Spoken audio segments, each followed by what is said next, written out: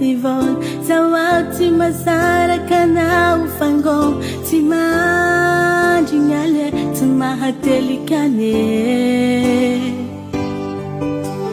azayela novadiko fazawati masara kano umbi anawave zawatu efamyambe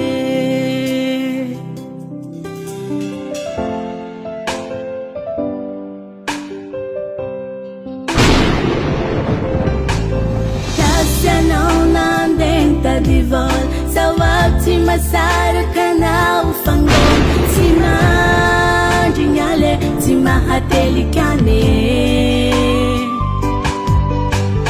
azayela novadiko fazawati masara kano fumbi anawave sawatu efamyambe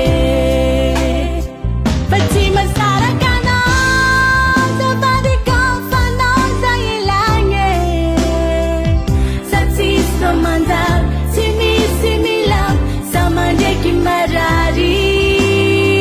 Fatima Sara kana Dabari ka fanaza ilangi Satsis Ramadan Simi simi lame Sawatu midale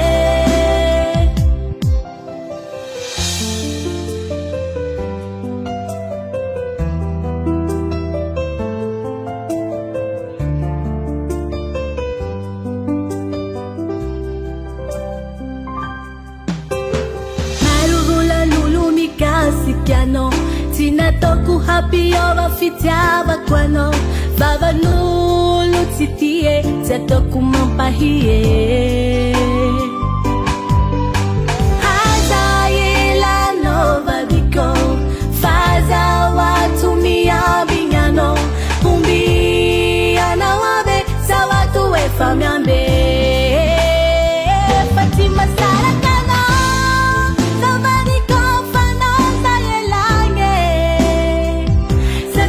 Ramadan, simi similam, samandiki majari.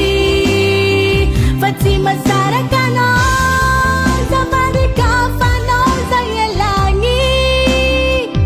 Satsis Ramadan, simi similame, sawatu midale.